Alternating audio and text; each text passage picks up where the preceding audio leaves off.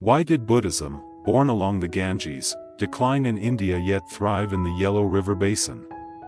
Once prospering under Ashoka, why does it have only 1% followers there now? How did China turn it from a foreign practice into cultural DNA via Xuanzang's journey and Wu Zetian's patronage? This video reveals the historical logic behind Buddhism's rise and fall. In the 6th century BCE, amidst turmoil and oppression in the Ganges River Valley, a new belief system emerged. In that era, India was tightly structured by the caste system, with strict social hierarchies dividing society into Brahmins, Kshatriyas, Vaishyas, and Shudras. Religious rights of the lower classes were entirely stripped away, while Brahmin priests monopolized the interpretation of the sacred and cultural. Under this oppressive system, a prince named Siddhartha Gautama, of the Kshatriya caste, renounced a life of luxury to deeply contemplate the suffering of human existence. One day, under the Bodhi tree, he attained enlightenment, declaring himself the Buddha, and proclaimed to the world, "All beings are subject to suffering, but all beings can achieve liberation." Thus, Buddhism was born, distinct from the elaborate rituals of Brahmanism, emphasizing karma, meditation, and equality among all beings regardless of caste or birth. This philosophy resonated profoundly among marginalized lower caste communities, leading to rapid expansion of Buddhism. Its most splendid era occurred under the Maurya dynasty's rule of Emperor Ashoka. Witnessing the devastation of war in his conquest of unified India, Ashoka felt deep remorse and converted to Buddhism. He not only made Buddhism the state religion but also dispatched missions to Central Asia and Southeast Asia. He inscribed edicts on pillars and rocks, integrating Buddhist teachings into the national fabric. This marked Buddhism's emergence as an imperial religion, spreading internationally. However, from the 4th century CE, Buddhism's fate in India drastically declined. Firstly, it faced religious competition.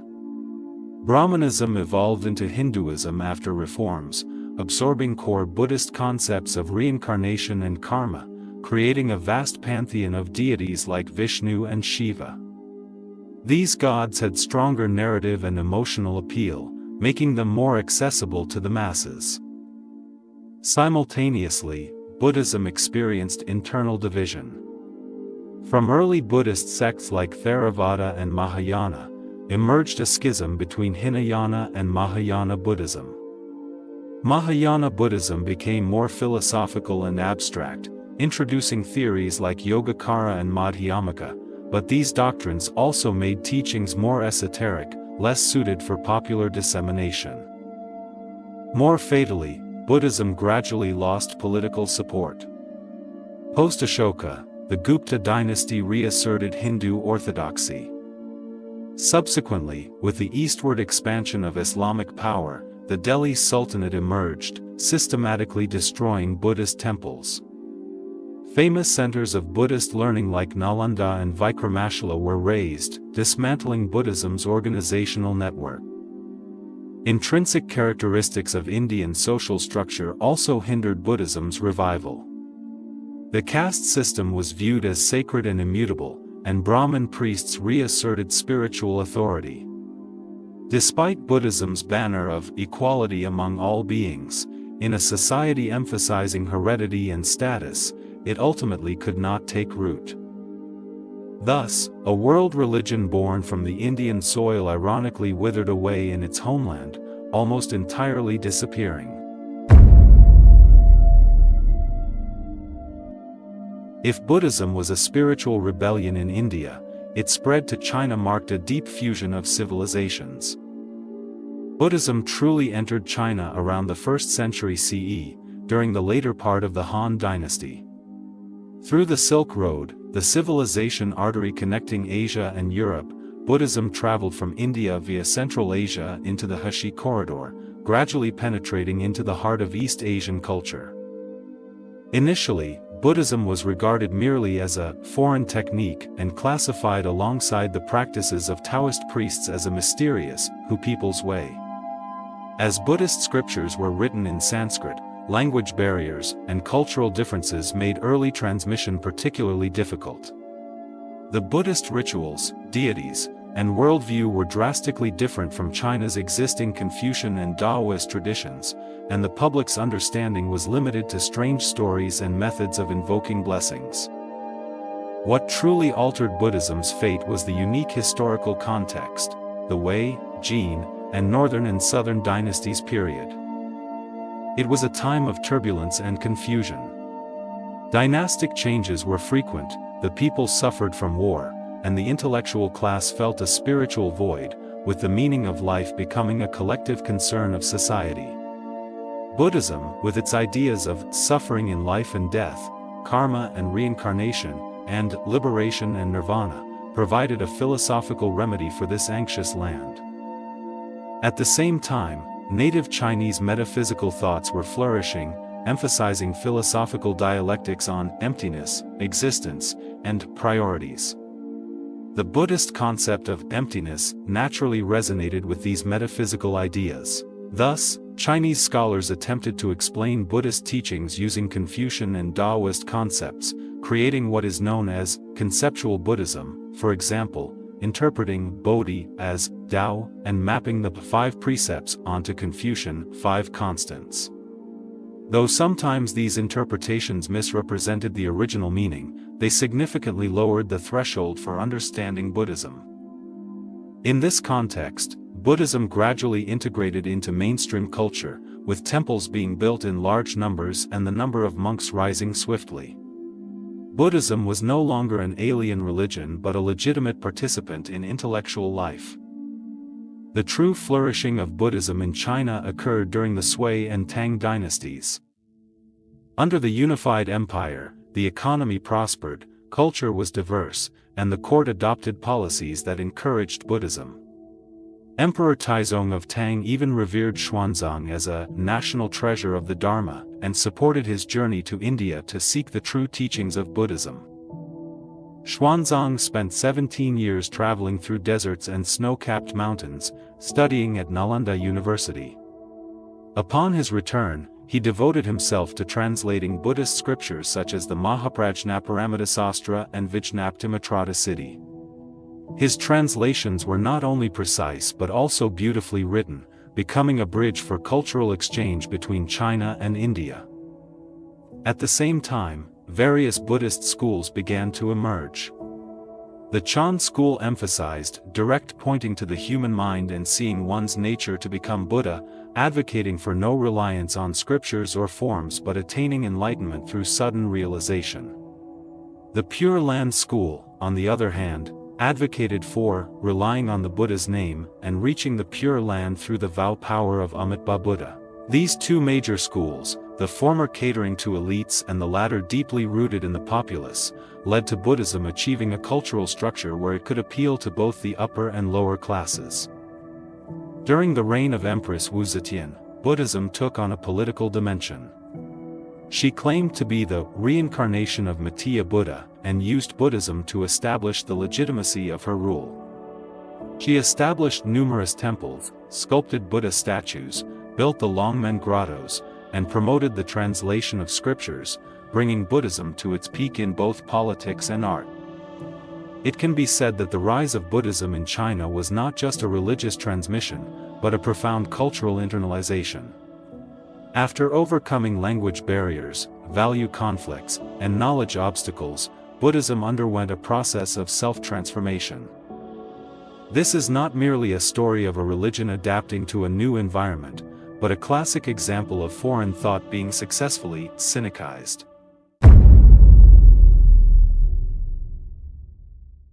Some say that Buddhism succeeded in China because it arrived at the right time.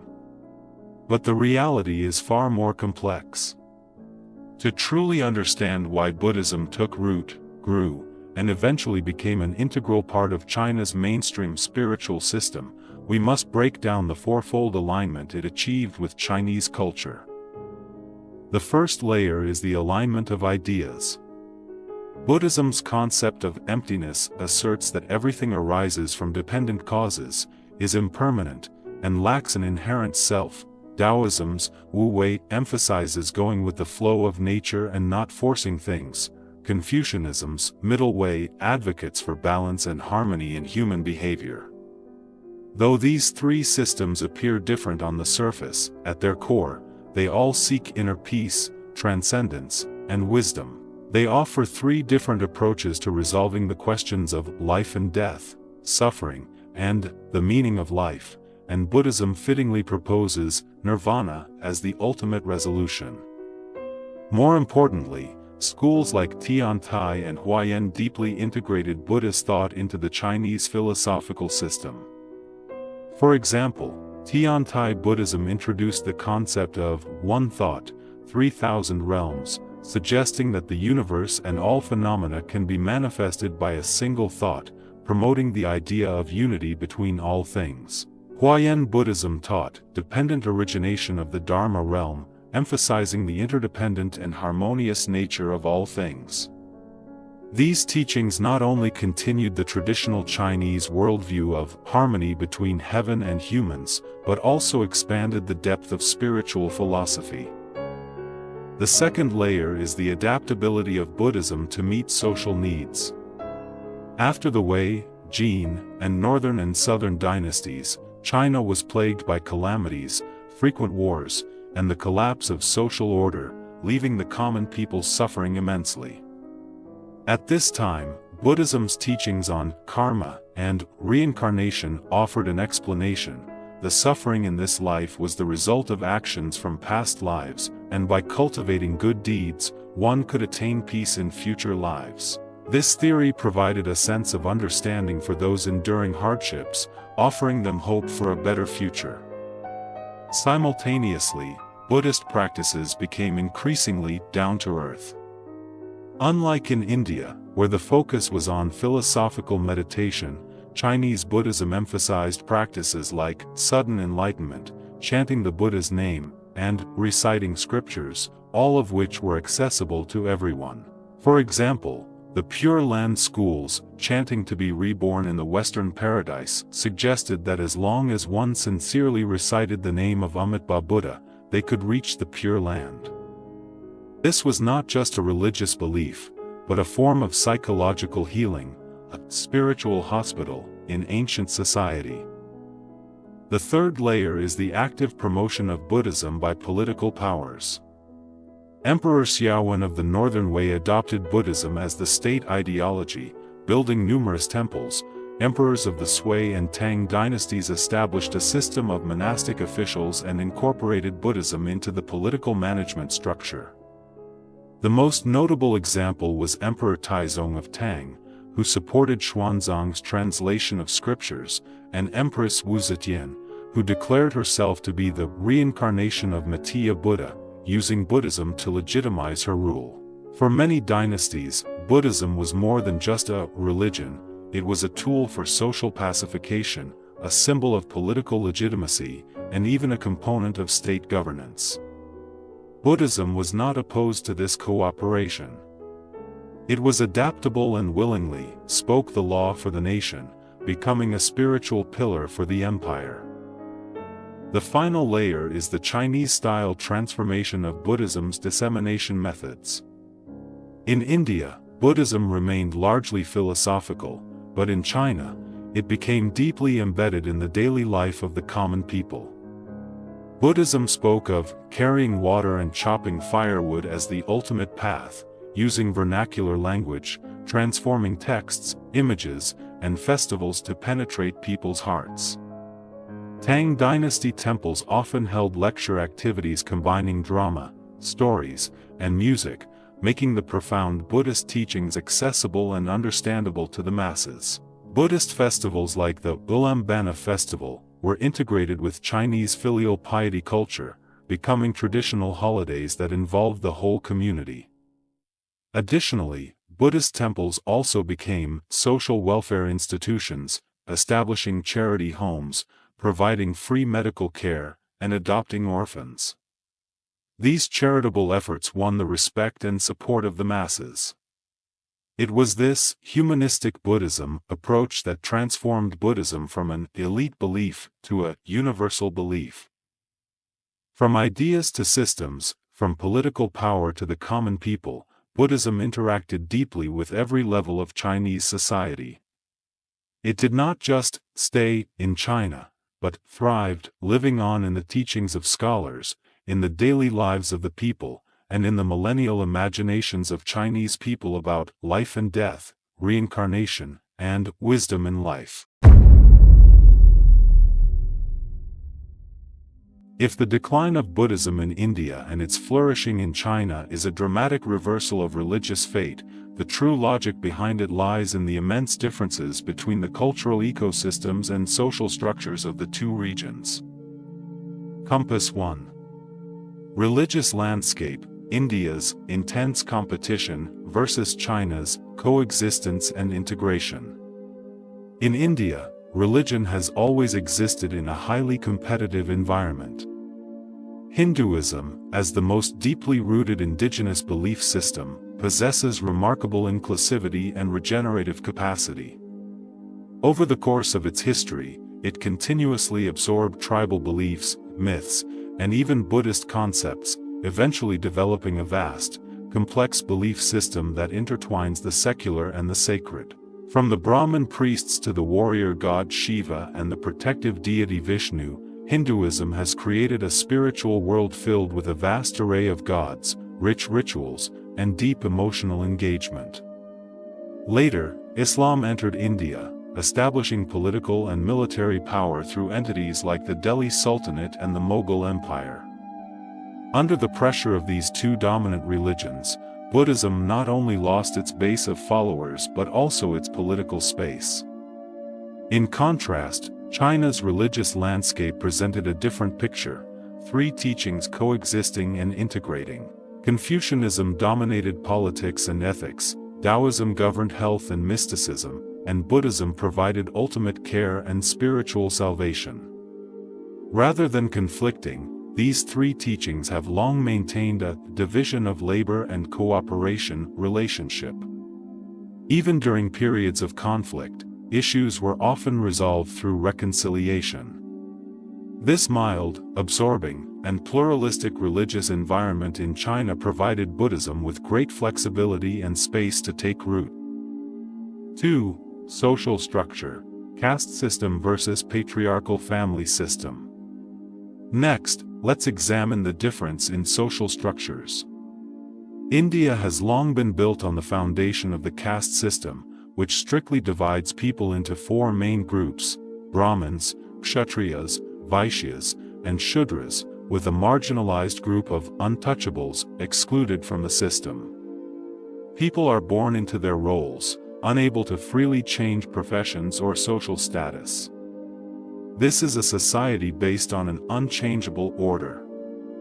Buddhism's concept of equality of all beings was profoundly rebellious in such a structure. It challenged the fundamental logic of the established power elites, leading to continuous vigilance and suppression by the higher castes. The lower castes, though superficially benefiting, lacked the organization, resources, and expressive power to sustain Buddhism's longevity. In contrast, the core of Chinese society is the patriarchal family system. This system emphasizes bloodline inheritance, filial piety, and family responsibilities. Your social status doesn't matter as much as whether you fulfill your duties to your ruler, parents, and ancestors. This structure did not reject foreign beliefs. On the contrary, it was more accepting of religions that could strengthen family order, and Buddhism happened to introduce ideas of filial piety and repaying kindness, advocating for starting one's practice by honoring and supporting parents. This made Buddhism not only acceptable but also viewed as a faith that enhanced moral values, gaining widespread recognition among the scholar official class.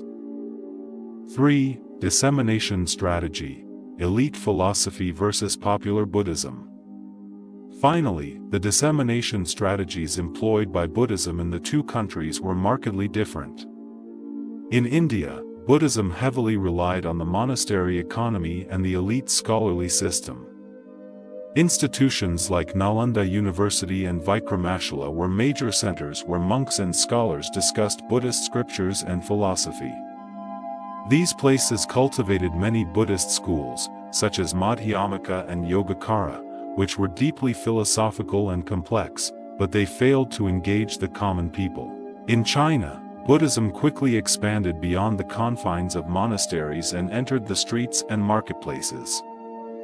From the Tang dynasty onward, accessible forms of transmission such as vernacular storytelling, popularized texts, murals, and operas flourished, allowing ordinary people to understand Buddhist teachings through stories and visual arts.